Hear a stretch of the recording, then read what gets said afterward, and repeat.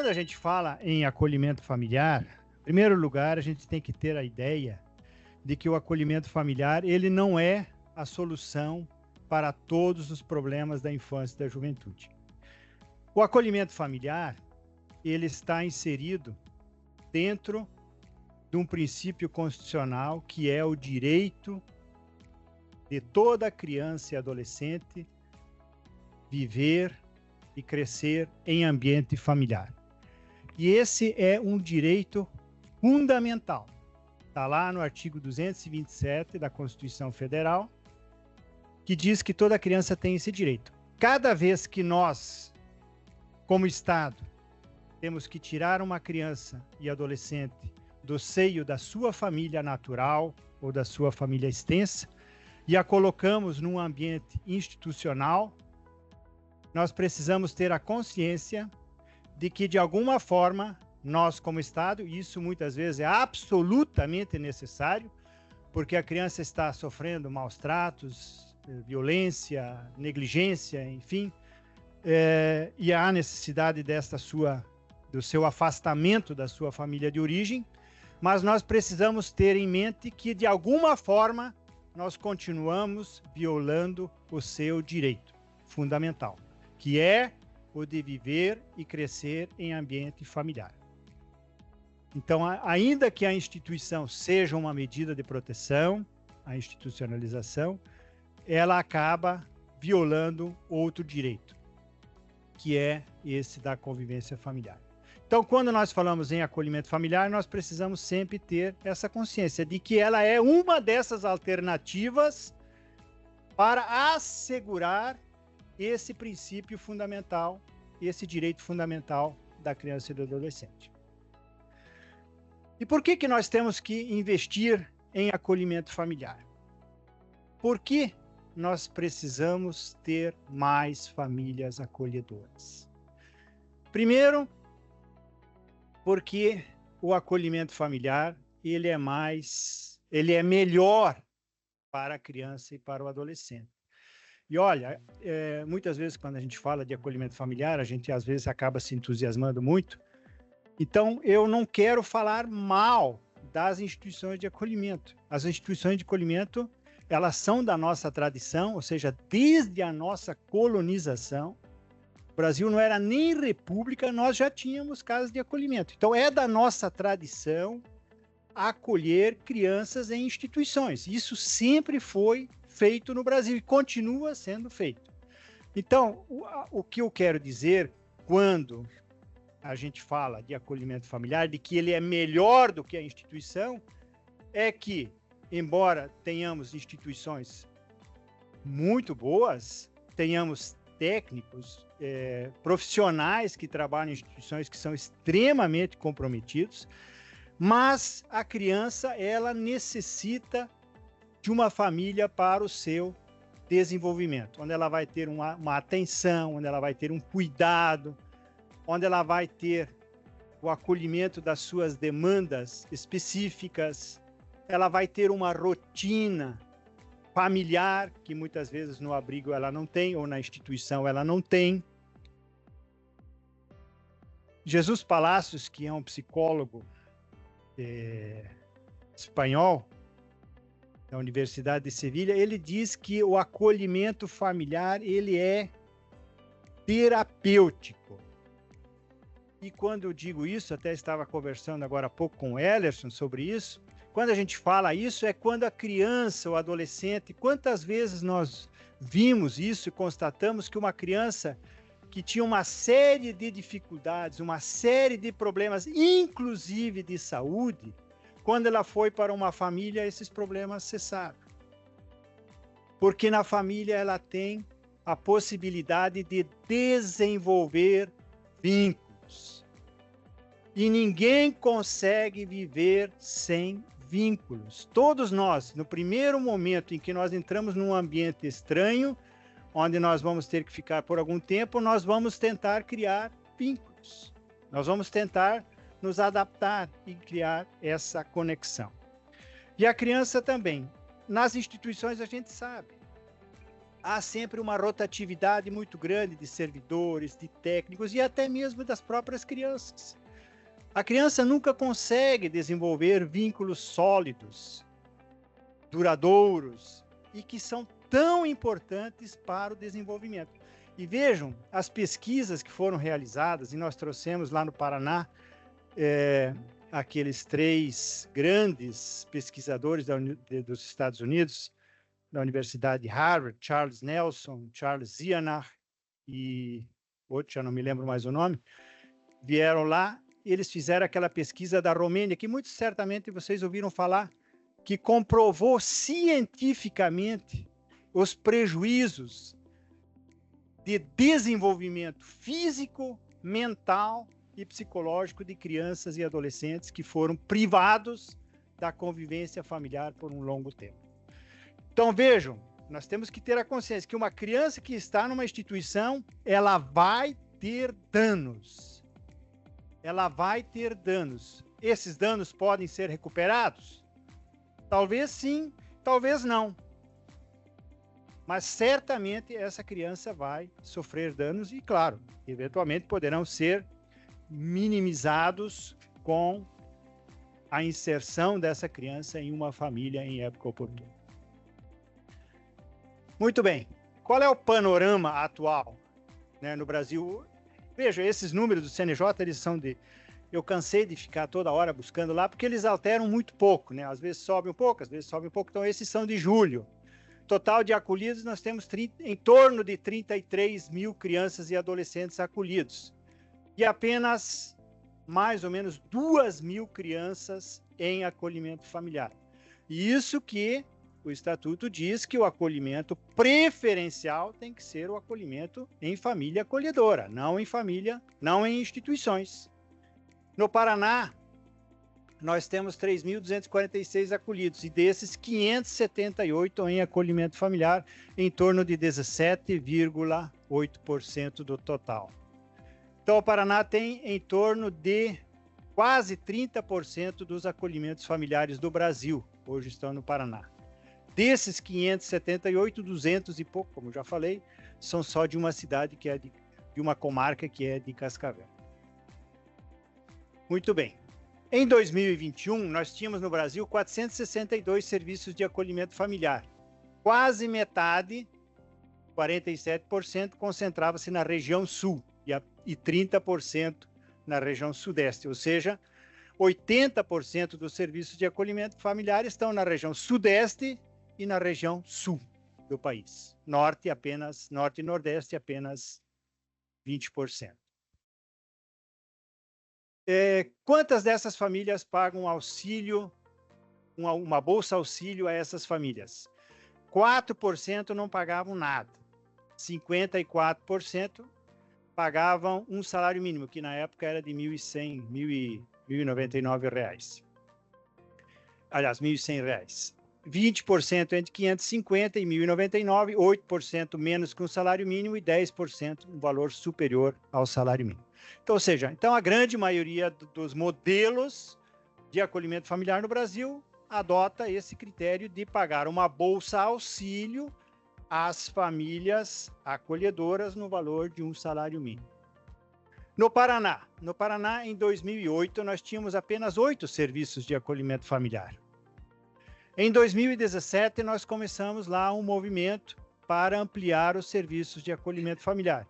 Judiciário, Ministério Público, Poder Executivo, Conselho Municipal dos Direitos da Criança, Assistência Social, enfim, toda a estrutura de governo e de poder se engajou nessa política. Nós fizemos diversos congressos, fizemos 3 congressos internacionais, trouxemos os maiores especialistas em acolhimento familiar do mundo, da Irlanda, da Espanha, da Inglaterra, dos Estados Unidos, de Portugal, em vários lugares nós trouxemos Canadá, especialistas em acolhimento familiar para, em primeiro lugar, difundir essa ideia do acolhimento familiar, fazer com que esse serviço se tornasse conhecido e também trazer o exemplo de outros países que pudessem nos ajudar a desenvolver o acolhimento familiar.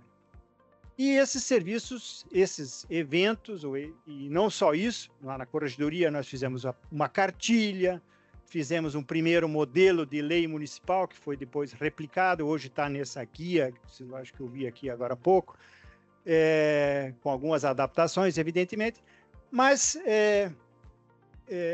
para poder ajudar, auxiliar, principalmente os municípios, a que eles pudessem também avançar na implantação desses serviços. Então, hoje nós temos 122 serviços, aliás, 122 serviços, você veja que houve uma redução, né? Damos também uma estagnada, de 2023 para 2024 caímos 8 serviços, ou seja, foram descontinuados, e apenas 3 desses são desenvolvidos por organizações da sociedade civil. Bom, como começar um serviço de acolhimento familiar? Sempre me perguntam, mas como que eu vou começar um serviço de acolhimento familiar? Em primeiro lugar, é preciso que a comunidade esteja sensibilizada, né? É preciso fazer um evento ou achar alguma forma de mostrar para quem tem poder de que esse serviço é útil, que esse serviço é bom, que esse serviço dá resultado, que esse serviço é melhor para a criança e para o adolescente. Por isso, os gestores públicos, o prefeito, o secretário da Fazenda, o secretário da Administração, o secretário da Assistência Social, o secretário da Saúde, da Educação, os vereadores. Nós tivemos um município no Paraná, por exemplo, em que o prefeito propôs uma lei para a implantação de serviço de acolhimento familiar e os vereadores rejeitaram a lei. Não aprovaram. Não aprovaram por quê? Porque não sabem o que estavam votando. E o argumento que o juiz me deu, na época, foi de que os vereadores justificaram dizendo que recentemente tinham reformado uma instituição de acolhimento. E, portanto, as crianças já tinham onde ficar. Capacitar a rede de proteção. Nenhum serviço de acolhimento familiar vai funcionar se a rede, e não é só aqueles que vão trabalhar no serviço de acolhimento familiar, mas se a rede de proteção à criança não estiver devidamente capacitada. Por quê? Porque o serviço de acolhimento familiar ele não é um serviço da assistência social. O serviço de acolhimento familiar é um serviço de todos. Claro, vai ter uma coordenação, vai ter alguém responsável, mas se toda a rede não estiver capacitada, teu serviço de acolhimento familiar não vai para frente. E digo isso com toda tranquilidade. Porque se o pai tiver que levantar às 6 horas da manhã ou às 5:30 da manhã para pegar uma ficha no posto de saúde para ser atendido às 5 da tarde, essa família não vai ficar muito tempo no serviço de acolhimento familiar. Se ele tiver que ir lá na escola e tiver que toda vez que ele levar o filho lá explicar o que é o serviço de acolhimento familiar e que ele não pode matricular o filho nessa escola, mas ele vai ficar na escola lá onde, às vezes, quilômetros e quilômetros da sua casa, esse pai não vai ficar muito tempo, ou essa mãe não vai ficar muito tempo no serviço de acolhimento familiar. Se ela tiver que entrar na fila do CRAS, do CAPS, CREAS, e ficar meses esperando o atendimento, essa família não vai ficar no serviço de acolhimento familiar. Quando a gente fala em acolhimento familiar, nós precisamos ter a consciência de que aquela criança que foi retirada da sua família de origem é a criança mais importante que nós temos na rede. Ela é a prioridade das prioridades. Porque é a criança que perdeu tudo. Perdeu o pai, perdeu a mãe, às vezes os colegas de escola, os amigos, os parentes, a família extensa, ela perdeu tudo. Ela é a pobre entre as pobres. Então, essa criança tem que ter essa atenção da rede. E se a rede não tiver essa consciência de que essa criança precisa ter toda a prioridade, o serviço de acolhimento familiar não vai para frente. Então, nós temos que definir como vamos executar esse serviço. O município, esses serviços são serviços municipais, normalmente, embora alguns estados aqui estejam já também pensando, ou alguns já, inclusive, em fase de implantação estadual. Mas, normalmente, esses serviços são executados pelos municípios, onde está a criança, né? Então, é preciso selecionar uma equipe técnica, competente. E no serviço de acolhimento familiar, a gente sempre fala que ele é um serviço de alta complexidade. E no serviço de alta complexidade, você não vai pôr o profissional que entrou ontem no serviço, ou no município, ou na rede, ou que não... No serviço de acolhimento familiar, por ele ser de alta complexidade, você tem que pôr os melhores. Quem que você vai pôr na UTI do Hospital do Coração? Você vai pôr o estagiário? Você vai pôr a enfermeira que chegou ontem? Não. Lá vão trabalhar as pessoas mais capacitadas, que tenham perfil para aquele tipo de serviço. Então, muitas vezes as pessoas dizem, mas no meu município não consegue famílias acolhedoras. Veja o perfil da equipe técnica. Essa pessoa tem esse perfil de articular com a rede, ela tem esse perfil de enxergar mais longe, porque veja bem, depois nós vamos falar um pouquinho sobre como conseguir as famílias acolhedoras. Não pense que as famílias acolhedoras vão aceitar o convite se vocês publicarem lá no jornal, né? Não adianta, claro que serve para que as pessoas conheçam, mas as pessoas não veem. É você que tem que ir atrás, é você que tem que buscar. É preciso também sensibilizar a comunidade, né? A comunidade precisa saber, porque a comunidade, muitas vezes, e lá em Cascavel nós tivemos essa experiência, que quando nós começamos um serviço, quando pouca gente ainda falava em acolhimento familiar, isso foi lá em 2006. E quando nós começamos, nós estávamos morrendo de medo, de que tudo desse errado. Por isso que a gente começou com adolescentes, nós não começamos com bebê. Começamos com os adolescentes, aqueles que não tinham mais jeito de ir voltar para casa, porque estavam já destituídos, e também não iam para adoção. Então nós começamos com esse. Pensamos assim, bom, já deu errado mesmo, se der mais uma, é uma tentativa. E no fim a gente viu que isso dá um resultado fantástico. Então, a sociedade também precisa saber que muitas vezes a sociedade acha que a criança no abrigo, na instituição, ela está bem. Poxa, como que estão reclamando? A criança está ganhando comida, roupa lavada, tem escola, tem contraturno, tem brinquedo, um monte de brinquedo, né? As pessoas acham que a pessoa vivendo num acolhimento... Você já perceberam? Eu fui uma vez estudar em Portugal e fiquei lá 7 meses. Eu morava sozinho. Meu Deus do céu, eu tinha tudo né, com todas as condições. Mas vocês não sabem o que é se virar sozinho num país estranho, num país diferente do nosso. Minha vontade toda era ir para casa, já nos primeiros dias. Você já enche o saco nos primeiros dias, né? Então, imagine uma criança que está numa fase de desenvolvimento que precisa tanto desse apoio. Já falei da lei. E, claro, selecionar as famílias, né? Famílias, quanto mais heterogêneas, melhores.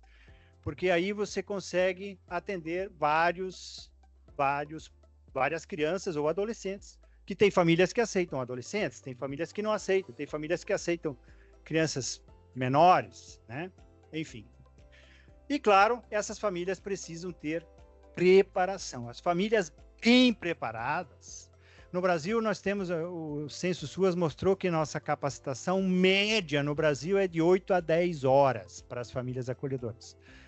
Agora, recentemente, em abril, nós estivemos na Inglaterra, onde a gente foi conhecer os serviços de proteção à criança da Inglaterra.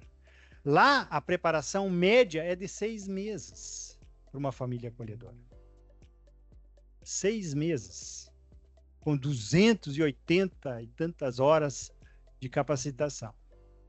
A diferença entre Brasil e outros países. Claro, vamos ter que fazer uma lei, né? Essa lei tem um modelo aí, tem nessas cartilhas, tem E claro, cada município vai adequar a lei de acordo com a sua realidade. Se é um município que vai executar o serviço, se nós vamos fazer uma ONG, ou se uma ONG vai executar, ou se vão fazer uma licitação, enfim, isso a lei municipal vai estabelecer como se constitui a equipe técnica, a forma de seleção dessas famílias, quem vai fazer essa capacitação. Aliás, a capacitação é outro aspecto que eu precisava ressaltar, porque a capacitação também não é só um problema do serviço de acolhimento familiar. A capacitação ela tem que envolver todos. Tem que envolver a saúde, a educação, o juiz, o promotor, né, a equipe do fórum. Porque essas famílias vão lidar com quem? Vão lidar com todos nós. Elas têm que saber, né, quem que elas podem procurar. A possibilidade de realização de consórcio. Lá do lado de Cascavel tem uma cidade chamada Corbélia. Corbélia é uma cidade de 12, 15 mil habitantes. Mas eles têm lá mais 3, 4 municípios. Eles tinham um abrigo, que eles já tinham um consórcio no abrigo. Eles o que fizeram? Fizeram um consórcio para fazer o serviço de acolhimento familiar. Um município deu a psicóloga, outro deu assistente social, outro deu motorista com carro, outro deu a sede, toda a parte de manutenção. Ou seja, eles se acertaram, fizeram um convênio e fizeram um consórcio. Como se trata de um serviço de alta complexidade, é perfeitamente possível fazer consórcios. Ou seja, com uma equipe, eles tinham 10, 12 acolhidos sempre, ou seja, com uma equipe, eles vão economizar dinheiro e vão fazer um serviço, e como já estão fazendo, de excelente qualidade. Ou seja, acabaram com o abrigo e hoje só tem acolhimento familiar. Como vai ser feito esse auxílio, né? Normalmente aqui no Brasil, os serviços de acolhimento familiar são voluntários, ou seja, as pessoas que participam, as famílias, são voluntárias, mas elas recebem uma bolsa auxílio, como se fosse alimentos, né, para um filho ou para uma filha. Então, esse valor é destinado a essas famílias para elas poderem usar esse dinheiro em benefício da criança. E, às vezes, as pessoas, mas isso aí, as pessoas vão procurar o serviço por causa do dinheiro. Não vão. Pode até procurar, mas elas vão desistir rapidinho, se for só por isso. Pode até procurar, mas não vai durar. Pode ficar tranquilo com isso. Outra coisa, teve um caso lá no Paraná que o promotor e o juiz lá começaram a exigir recibo de tudo que a família gastava. Falei, pelo amor de Deus, vocês não vão ter família acolhedora. Quem vai aguentar? Esse dinheiro é para custear. Como que você vai pegar um recibo do que ela gastou de energia elétrica ou de internet da tua casa? Tem como? Quanto de feijão ela comeu? Quanto? Não tem. Então, vejam, não há... A equipe técnica, se ela for próxima, ela vai ver se esse dinheiro está sendo aplicado ou não em benefício da criança. Não é verdade?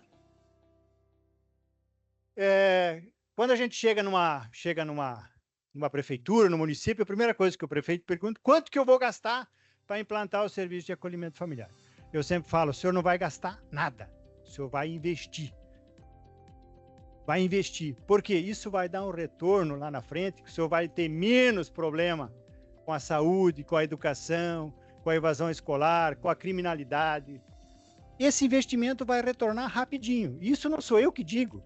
Isso é o prêmio Nobel de Economia, James Heckman, que sustentou isso e ganhou o prêmio Nobel com isso. Porque ele diz que cada dólar que se investe na criança ou no adolescente, isso tem um retorno muito maior do que qualquer investimento financeiro no mundo. Então, você tem que ter o quê? Para cada 15 famílias acolhedoras e 15 famílias de origem, você precisa ter uma equipe técnica, com um coordenador, com uma psicóloga, um assistente social, um veículo, de preferência, né, com motorista, vocês vão ter que se deslocar, um local de funcionamento, claro, né, e a Bolsa Auxílio às Famílias. Então, isso é a estrutura mínima que você tem que ter para começar um serviço de acolhimento familiar. Mas eu posso usar a equipe do CREAS, do CRAS? Não, não pode. Por que não pode? Porque senão daqui a pouco o serviço de acolhimento familiar vai ser um apêndice do CREAS e do CRAS. E não é. É um serviço. E um serviço você precisa ter técnicos para isso. Mas nosso município é pequeno, não tem condições. Faça consórcio, junte-se a outros municípios, né? Família acolhedora, algumas questões que muitas vezes são, para nós que somos da área do direito, juízes, promotores, muitas vezes temos essa dificuldade. Preciso dar a guarda para a família acolhedora? Sim, a família acolhedora tem direito a ter a guarda dessa criança. Mas para quê? Ué, ela não precisa levar essa criança no posto de saúde, matricular na escola, fazer um contraturno escolar e até mesmo viajar. Ah, mas a criança pode viajar com a família? Mas é claro que pode. Por que não pode? Ela só não pode sair do país, mas ela pode viajar. A criança, muitas dessas famílias acolhedoras têm parentes, têm avós, têm tios que moram em outros lugares, moram em outras cidades. Aí cada vez vai ter que pedir uma autorização para o juiz para ela levar a criança lá no domingo a almoçar com a avó? Claro que não. Então a guarda, e vejam, a guarda é deferida no próprio procedimento de acolhimento, assim como a gente faz quando a criança vai para uma instituição. Lá, o diretor da instituição tem a guarda. Então, quando a equipe técnica me informa que a criança foi acolhida na família tal, já defiro a guarda ali nesse momento. Ah, tirei dessa família, pus em outra, revoga aquela e põe na outra. Porque aí, aqui nós não estamos falando daquela guarda, que tem que ter um processo. Nós tivemos lá um caso em Cascavel, não, lá no Paraná também, do juiz que mandava a família acolhedora procurar um advogado para entrar com pedido de guarda. Meu Deus do céu, a gente muitas vezes tem essa coisa da legalidade, da burocracia, e é difícil a gente, às vezes, se libertar de certas coisas, né? Então, a guarda, ela tem essa finalidade, ela vai ser no próprio procedimento, né? E sem burocracia, até porque essa família já foi avaliada, já passou pela capacitação, já passou pela habilitação lá no serviço de acolhimento familiar. Então, ela já sabe, não deu certo, revoga-se e passa para outra. É assim que funciona. Famílias, bom, eu já falei, tem o que para que precisa a guarda? Para essas coisas, já falei, né? Às vezes tem até, nós tivemos lá acolhidos que tinham pensão previdenciária, né? Por quê? Porque é uma criança, às vezes, que tem grandes dificuldades, às vezes até dificuldades de locomoção.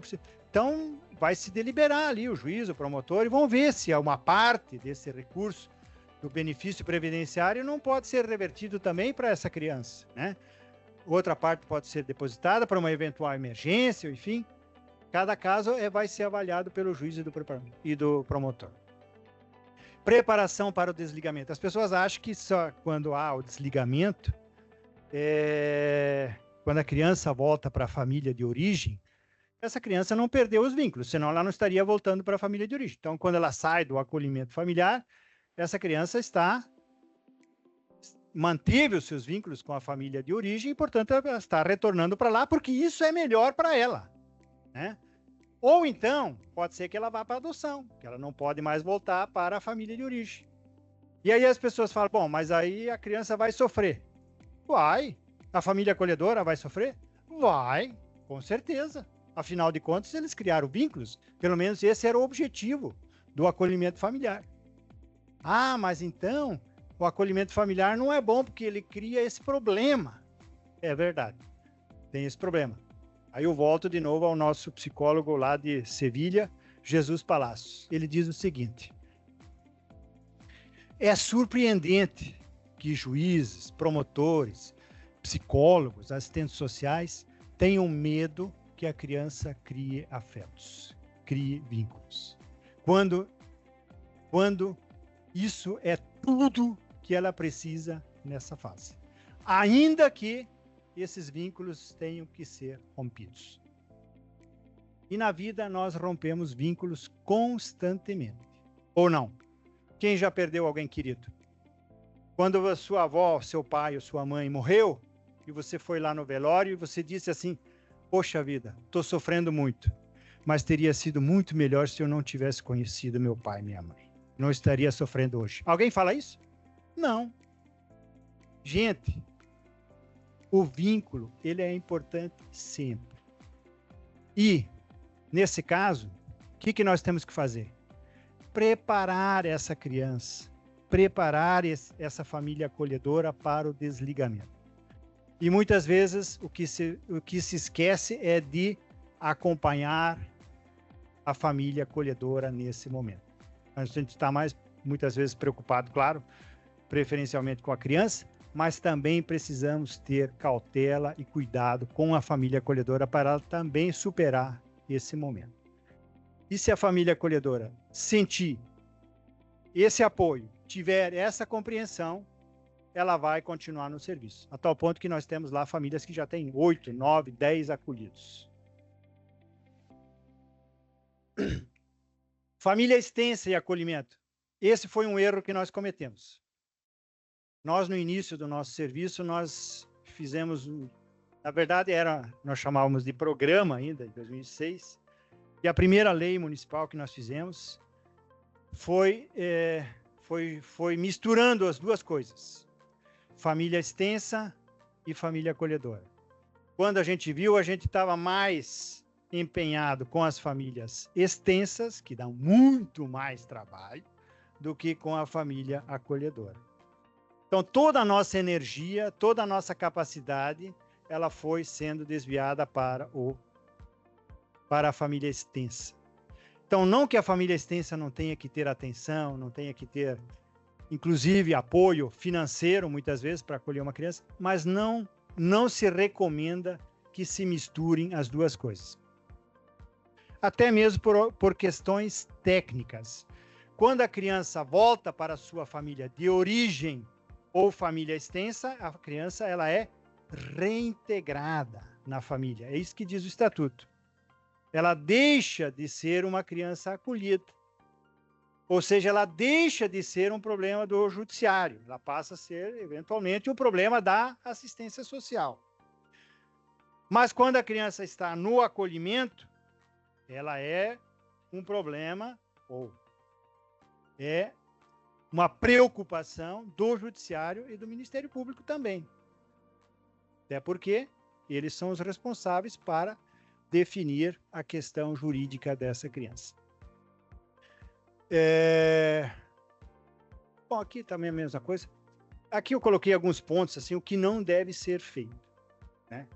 Isso, na nossa experiência, que aconteceu, instituir, lá teve um evento como esses aqui, assim, em que uma juíza foi lá, ela saiu desse evento tão empolgada com o acolhimento familiar, que ela chegou na comarca, ela baixou uma portaria, implantando ela mesma o serviço de acolhimento familiar e começou a pegar as crianças dos abrigos e dando para aquelas conhecidas da cidade, etc. e tal. Claro, só deu confusão, né? Não é assim, né? Às vezes a gente tem tanta vontade de fazer o serviço, de dar certo, que nós, às vezes, atropelamos os procedimentos. Então, não deve ser feito de jeito nenhum dessa forma. Ou, uma preocupação grande também que a gente tem visto é do juiz e do promotor se intrometer demais, né? Eu sempre digo que se o juiz e o promotor não atrapalharem demais, já há uma grande chance do serviço dar certo. Claro que o juiz e o promotor têm que estar junto, eles fazem parte da rede. E sem juiz, sem promotor, também não vai ter serviço de acolhimento familiar. Mas não é o juiz e o promotor querer fazer o serviço do acolhimento familiar. Se cada um ficar no seu quadradinho, se cada um fizer a sua parte, tem grande chance de dar certo. Então nós tivemos casos, por exemplo, até hoje tem uma comarca lá, que a juíza não abre mão, de ela mesma fazer as habilitações das famílias acolhedoras. Não é papel do juiz fazer isso. Esse papel é da equipe técnica do serviço de acolhimento familiar. Eles que vão fazer a capacitação, eles que vão fazer a habilitação. Não confunda acolhimento familiar com adoção, que tem um procedimento próprio, diferente.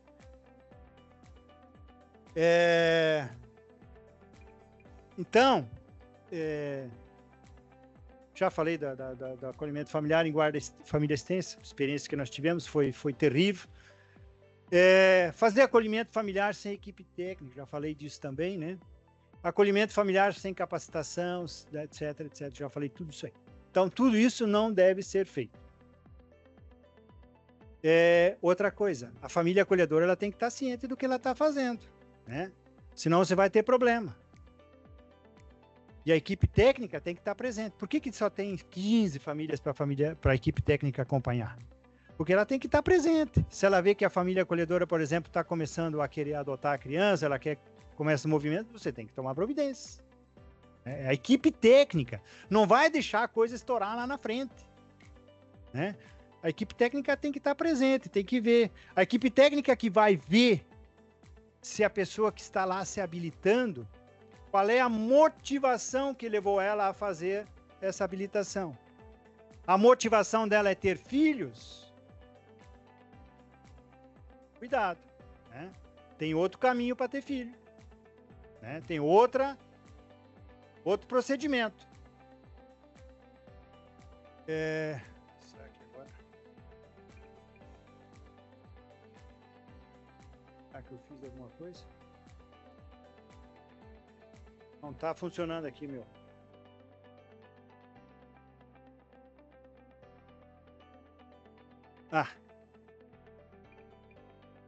Família acolhedora e adoção.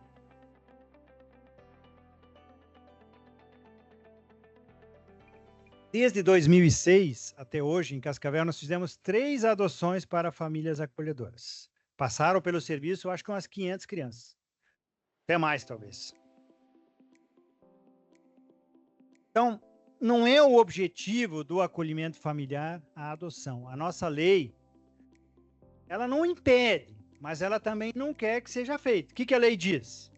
Que as pessoas que estão habilitadas ou que estejam no cadastro de adoção não podem fazer parte do serviço de acolhimento familiar.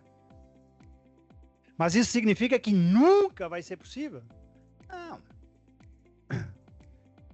Eu até hoje, depois de muito refletir, eu defendo a seguinte ideia. Claro que a criança vai estar numa família acolhedora, e essa família acolhedora, como já falei, vai criar vínculos, etc.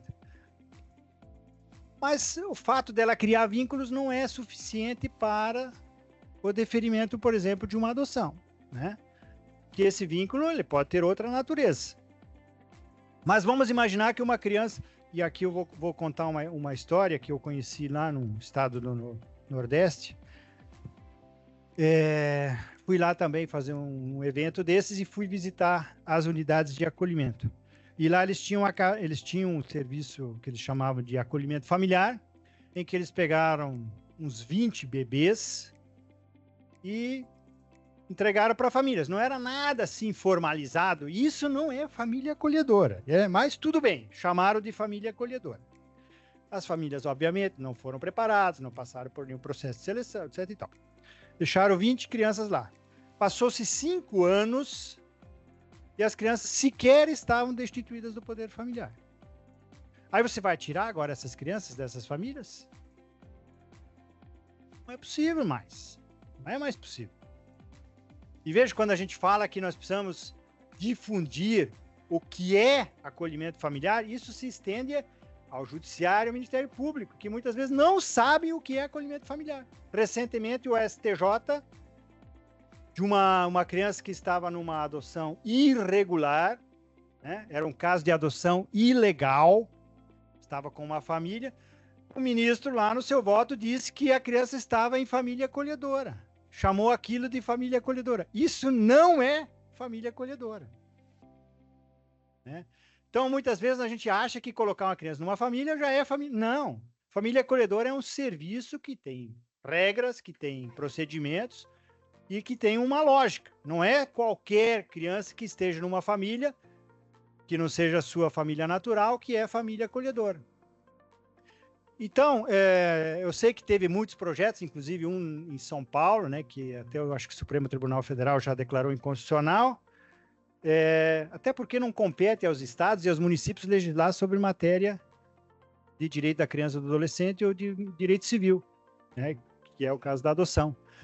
E por essa razão, prevalece hoje o entendimento de que a família acolhedora ela não pode adotar, né?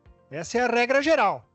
Casos excepcionalíssimos, e tem que ser muito excepcionais mesmo, para se fazer adoção.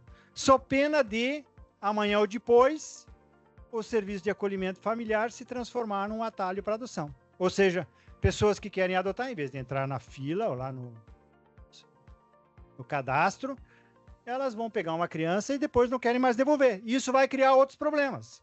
A família acolhedora ela tem que ser nossa parceira para que a criança retorne à sua família de origem, que é isso que nós vamos buscar, em primeiro lugar. E se essa família tiver essa intenção de adotar, ela, em vez de se tornar uma parceira para a reintegração dessa criança, ela vai se tornar alguém que vai competir com a família de origem. Aí nós vamos criar um outro problema. Eu acho que travou esse negócio.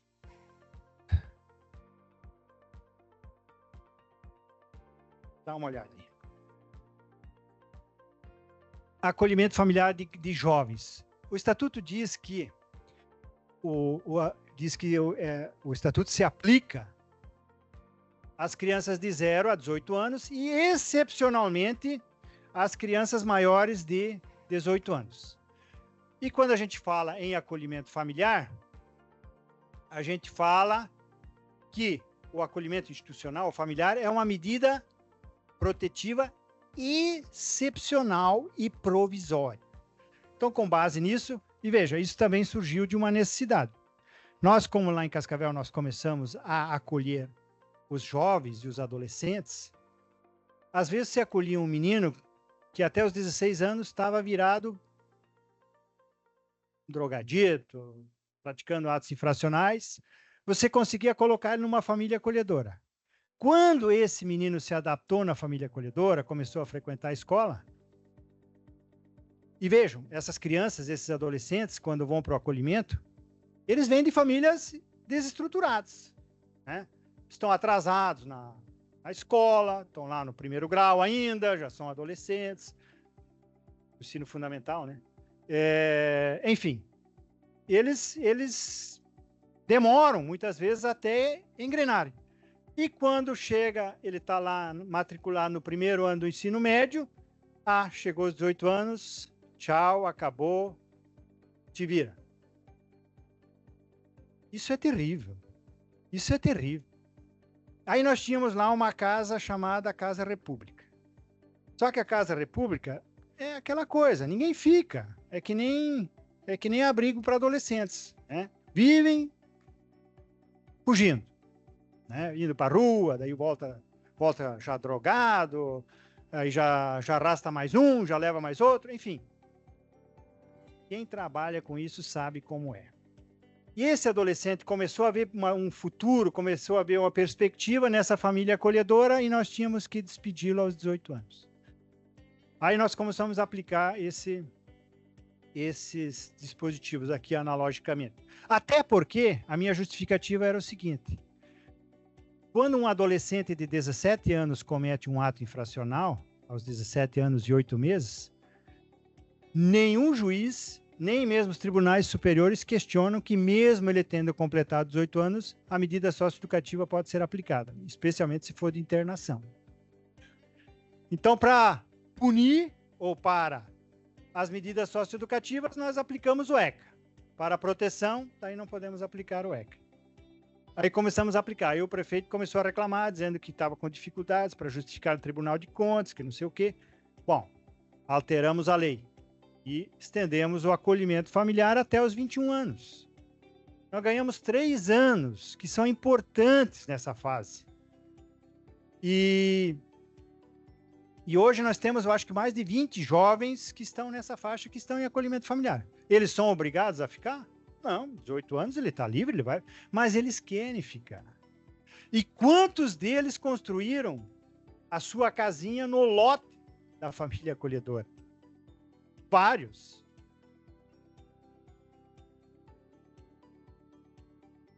Uma coisa importante, os prazos, né? Os prazos que a lei define também valem para o acolhimento familiar.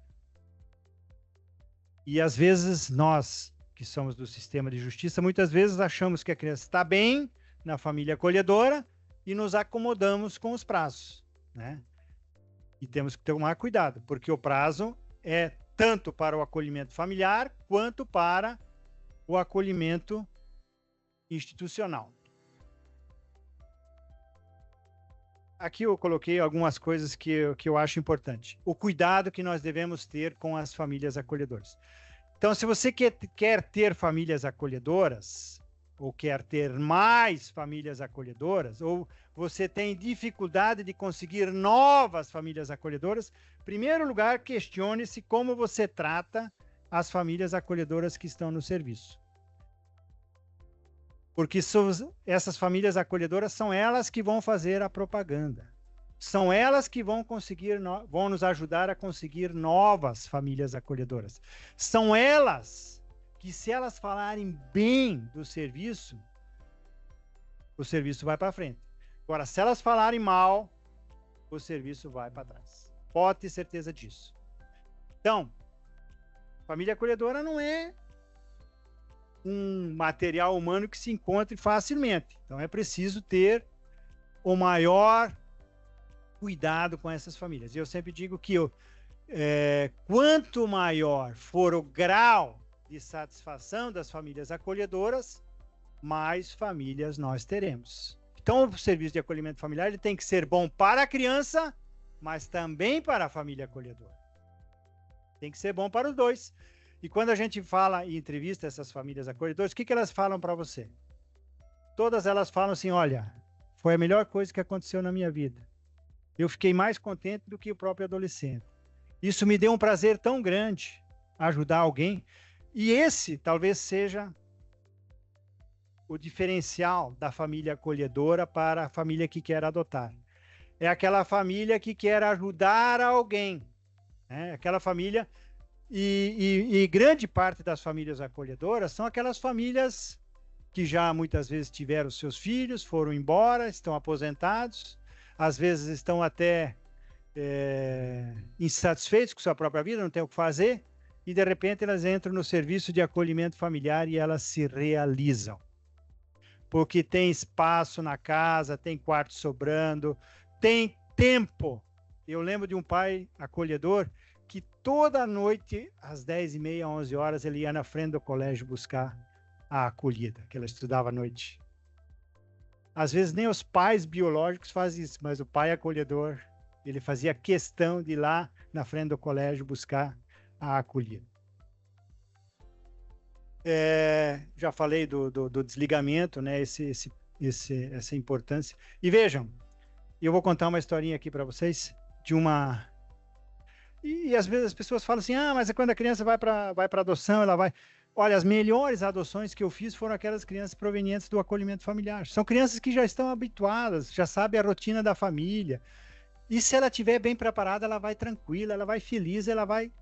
Não tem essa... Às vezes as pessoas dizem, mas cria um problema onde não tem. Esse é um problema que não tem. Você pode ter certeza.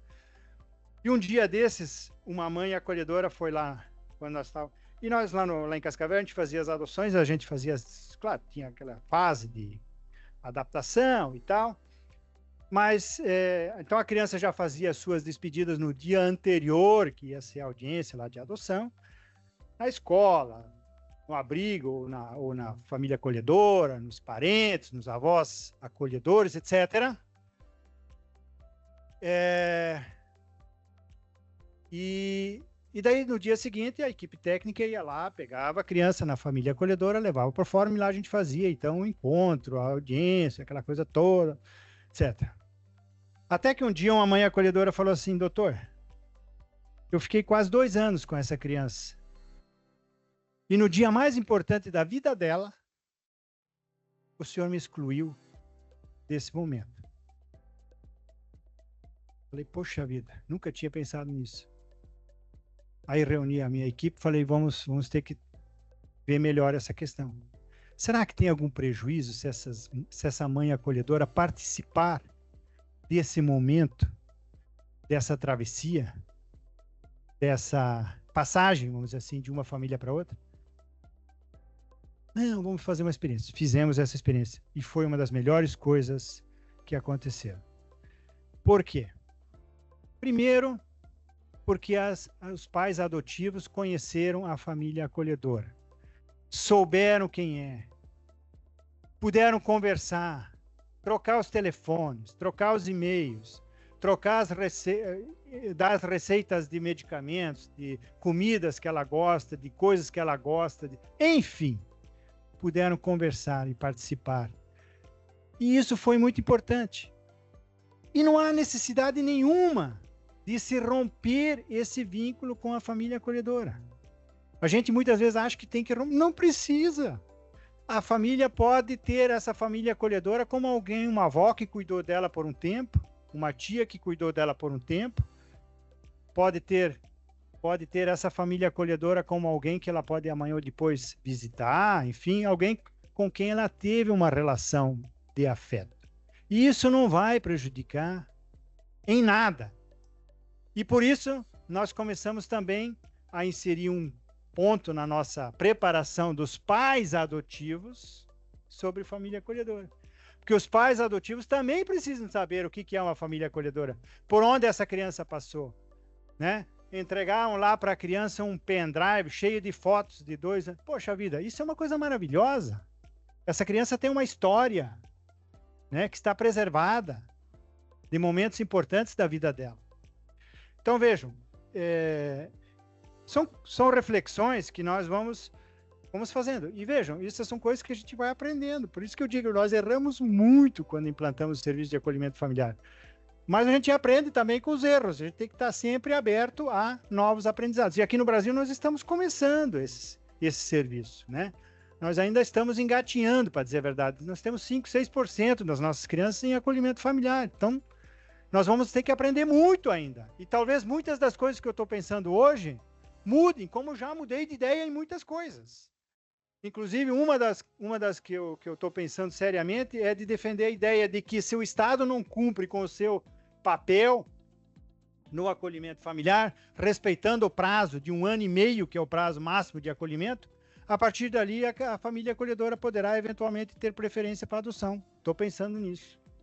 Porque isso não é... A criança não pode pagar o preço pela nossa incompetência. Não pode. Então, não estou ainda seguro disso, mas eu estou refletindo alto aqui com vocês.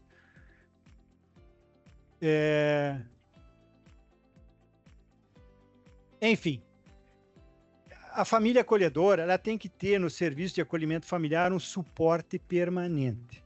Porque, vejam bem, quando eu falei lá quem deve ser a equipe técnica, são aqueles profissionais realmente comprometidos, aqueles profissionais que vão além, né? Porque o problema com o acolhimento familiar, ou os problemas na família acolhedora, eles não vão acontecer no horário das 8 às 6 da tarde, no horário de expediente. Os problemas vão acontecer no fim de semana, à noite, de madrugada. E essa família tem que ter o suporte. Para quem que ela vai ligar? Para quem que ela vai ligar? Vai ligar para você, que é do serviço de acolhimento familiar. Daí, a necessidade de se colocar nesse serviço pessoas competentes, qualificadas, para que essa família acolhedora amanhã ou depois não se sinta sozinha nesse momento difícil, né? E nós sabemos que tem 2 momentos que são assim bem complicados. São os mais tensos, assim. É na chegada e na saída, né? Então, são 2 momentos que a equipe técnica vai ter que ter uma atenção maior. São os momentos em que, muitas vezes, os conflitos, enfim, os problemas acontecem. Já falei aqui, mas acho que isso aqui já falei. Robert Gilligan é um irlandês. Ele foi o responsável, ele é um assistente social, esteve lá conosco em Cascavel, num dos nossos eventos, e ele cita os requisitos para o sucesso de um serviço de acolhimento familiar. Em primeiro lugar, valorizar os técnicos do serviço de acolhimento familiar. Mas valorizar mesmo, inclusive financeiramente. Tem que ter uma gratificação. Isso a lei municipal pode prever, né? Manter os técnicos no serviço. Talvez esse tenha tem sido um dos grandes problemas do acolhimento familiar. Os técnicos não ficam no serviço. Há uma rotatividade grande. E pior ainda se forem contratados. O ideal é que técnico de serviço de acolhimento familiar seja técnico concursado, que possa ficar, porque a experiência, o conhecimento que você vai acumulando, ele vai ser fundamental para o sucesso do serviço. Mostrar que o serviço de acolhimento funciona e dá resultados. Mostrar para a sociedade isso, né? Mostrar os casos de sucesso. Quando vocês forem fazer capacitação, levem também famílias acolhedoras, levem adolescentes acolhidos, levem aqueles casos complicados que deram certo, que demoraram, mas deram certo. Porque isso vai fazer com que as famílias acolhedoras também se sintam estimuladas a permanecer. Porque não pense que não vai ter problema, que não vai ter dificuldade no serviço de acolhimento familiar. Vai ter muito mais problema que você tem na instituição. Se você quer implantar o serviço de acolhimento familiar para não ter problema, nem comece. Nem comece. Porque com certeza você vai ter também problemas. Às vezes a criança não se adapta numa família, você tem que tirar, pôr em outra. Não tem jeito, isso acontece. E nunca desistir com os insucessos, que nós sabemos que vai ter. Né? Como é que está meu tempo? Já acabou ou não?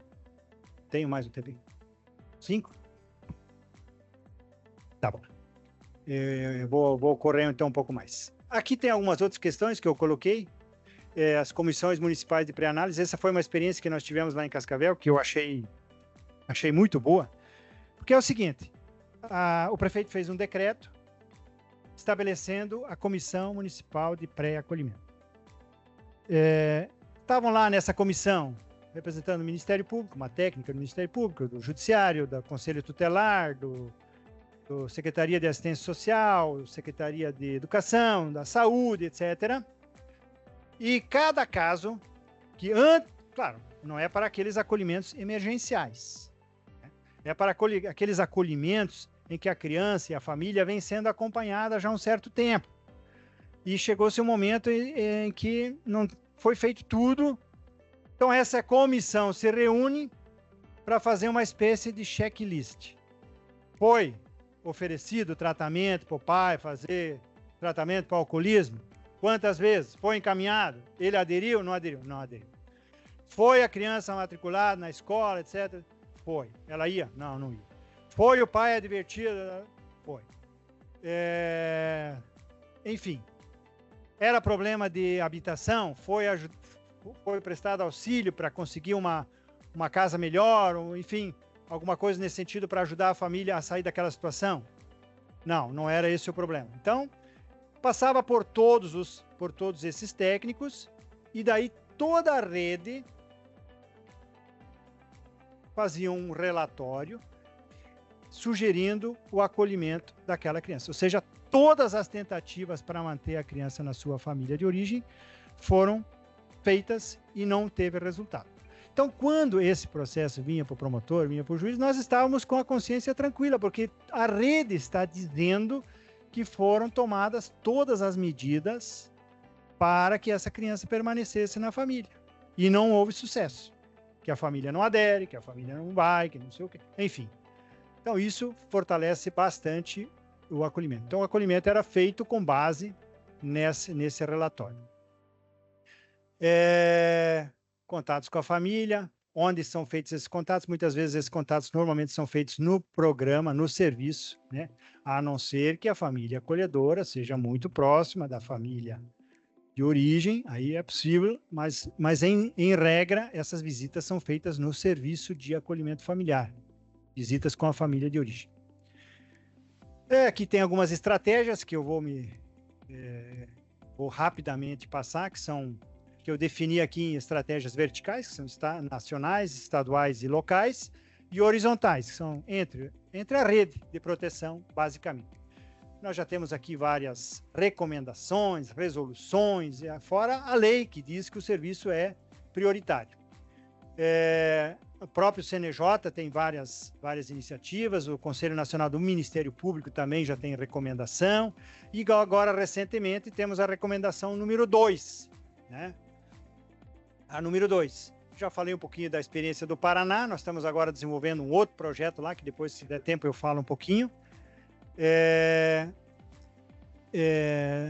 Algumas estratégias regionais, né, de execução dos serviços pelos municípios ou em consórcios, né, papel do juiz e do promotor, já falei disso, a importância de ter uma rede organizada, o apego às casas de acolhimento também é sempre um problema, né, os municípios muitas vezes têm um apego muito grande, e lá em Cascavel nós tivemos esse problema também.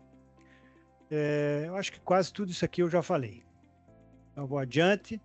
Essa é a resolução número 2, que é a mais recente, que é desse ano, que nós estamos em fase de implantação, que teve vários signatários, né? O CNJ, CNMP, Ministério de Assistência Social, Ministério de Direitos Humanos, Ministério do Planejamento, Conselho Nacional de Assistência Social, CONANDA, para tentar ampliar o serviço de acolhimento familiar, que é justamente esse de assegurar e de ampliar os serviços de acolhimento familiar, além de qualificar aqueles que já estão em andamento. E aí as estratégias são, em primeiro lugar, a criação de um grupo de trabalho nacional, estadual e local. No Paraná nós já criamos o nosso grupo de trabalho, do qual faço parte. E não sei se aqui no Espírito Santo já tem o grupo de trabalho. O prazo já acabou, foi em abril. Sei que o CNJ essa semana mandou um ofício para todos os presidentes de tribunais perguntando quem já implantou, quem ainda não implantou a equipe técnica. Mas quem que tem que começar para implantar? Pode ser o Ministério Público, pode ser o juiz, pode ser o tribunal, não precisa ser necessariamente o tribunal, porque a resolução não fala quem pode tomar a iniciativa. Quem sabe aqui o Ministério Público comece a tomar essa iniciativa e formar o grupo de trabalho estadual. Fizemos já uma reunião com os juízes de todas as comarcas para que eles comecem também a formar os grupos de trabalho locais, né? Que tem como objetivos, vários objetivos, né? Realizar o diagnóstico, estabelecer estratégias de como vão implantar esse serviço, né? Tá tudo nessa resolução número 2. Eu fiz aqui um compilado aqui, mas não vou me ater muito, porque ia muito longe. Mas o papel do Ministério Público e do Judiciário é, em 120 dias, encaminhar material informativo, cujo prazo já se foi, ofertar a formação técnica, que estamos fazendo aqui hoje. As escolas judiciais devem incluir na formação inicial e continuada, assim como as escolas do Ministério Público também, a matéria do acolhimento familiar. Enfim, promover eventos e divulgar o serviço de acolhimento familiar. E os fluxos locais, né? Os grupos de trabalho locais, ou seja, dos municípios, têm uma série de atribuições, principalmente estabelecer fluxos, né? Uma criança é encontrada na rodoviária às 22 horas do sábado à noite. Bom, se você tiver só acolhimento familiar, o que você vai fazer? Vai levar para casa? Vai levar na casa da juíza? Promotor? Da secretária de assistência social? Vai ter que ter um fluxo. Pode até ser, mas tem que estar no fluxo, né? Então, cada município vai estabelecer como vai fazer o acolhimento. E depois do acolhimento, o que nós vamos fazer? Então, tem uma série de medidas de como elaborar o PIA, como vão ser feitas as audiências, etc, etc, etc. O termo de guarda. Essa resolução, essa recomendação conjunta, ela foi feita por vários membros. Tive a honra de participar por indicação do CNJ, mas teve membros do Ministério Público, teve membros da Assistência Social, dos ministérios, das ONGs, das instituições. Então, várias pessoas participaram da elaboração dessa recomendação conjunta que tem essa finalidade. Vou falar um pouquinho rapidamente sobre a experiência de Cascavel. Nós começamos lá em 2006, né, uma lei, depois já tivemos várias outras leis, né? Começamos com crianças e adolescentes, principalmente aqueles maiores que não tinham condições de adoção, e a gente achava que com isso nós iríamos...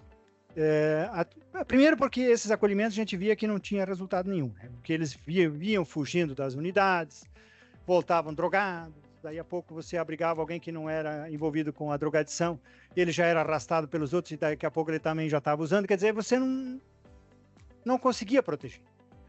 Então, isso é frustrante para quem trabalha na área da infância e da juventude, ver que você tirou a criança da sua família, colocou num abrigo e quando você vê ela está lá no SENSE, internada porque ela cometeu um ato infracional. Então, isso é terrível, né? Então, foi com isso. Uma outra experiência que nós tivemos lá foi o acolhimento familiar rural.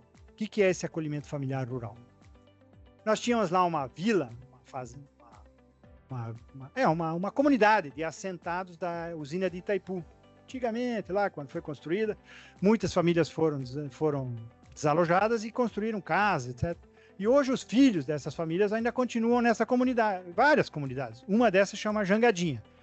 E nessa Jangadinha nós começamos acolhendo, primeiro, nós tínhamos um problema que na cidade, quando você acolhia um jovem que era drogadito, por exemplo, que era usuário de drogas, ele acabava muitas vezes não permanecendo no acolhimento familiar, acabava achando uma forma de... E nós começamos acolhendo esses jovens primeiro ali. Primeiro um, depois dois, e assim foi.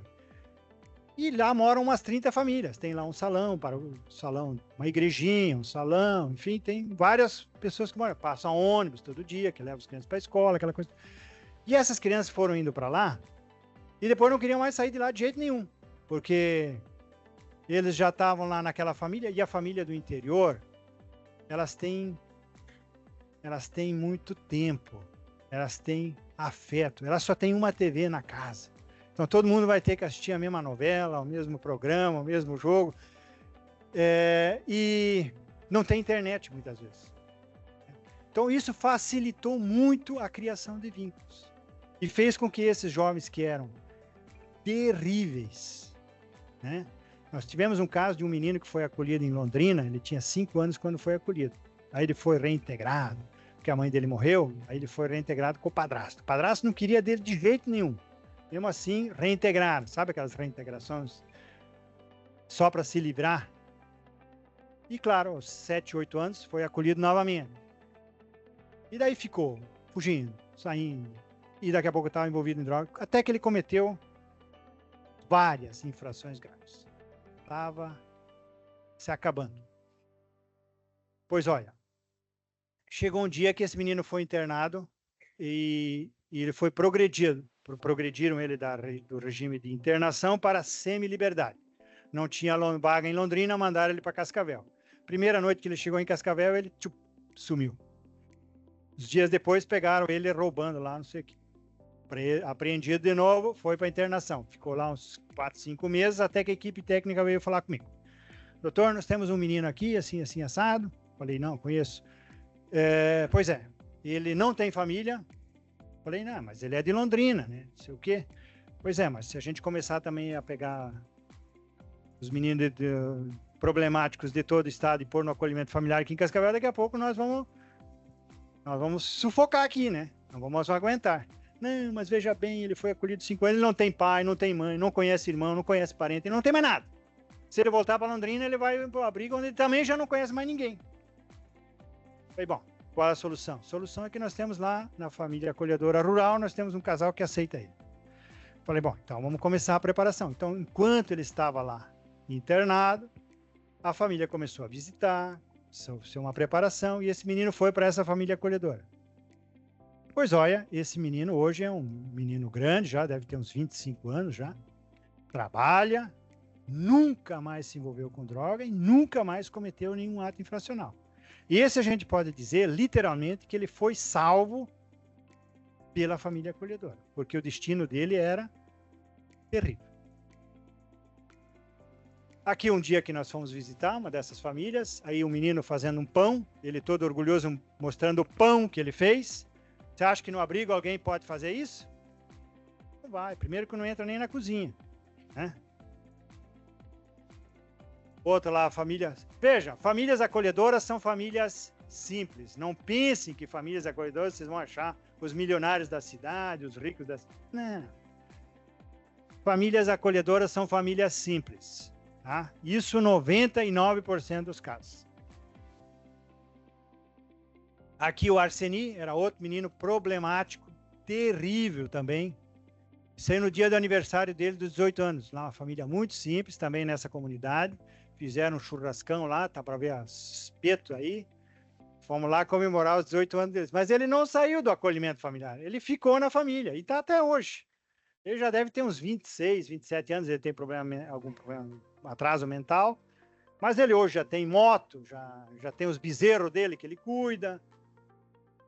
É um menino que não ficava no abrigo de jeito nenhum, né? Então, são apenas alguns exemplos. Aqui eu teria alguns desafios, mas eu acho que eu já falei praticamente sobre tudo isso. E para finalizar, eu diria que o acolhimento institucional nunca pode ser a última opção para uma criança ou adolescente afastada de sua família de origem.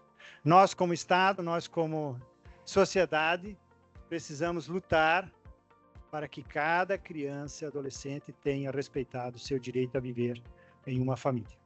E como dizia Gandhi, o grau de evolução de uma sociedade pode ser avaliado pelo modo como essa sociedade trata as suas crianças. Se as nossas crianças não são tratadas com prioridade, nós não podemos dizer que nós somos uma sociedade evoluída. Aqui uma foto do Pelourinho, de uma criança de rua, na Bahia, que foi se abrigar em uma estátua. Todo mundo quer ter um colo, inclusive a criança de rua. Aqui o momento marketing. Os livros aí, eu tenho participação. Meu contato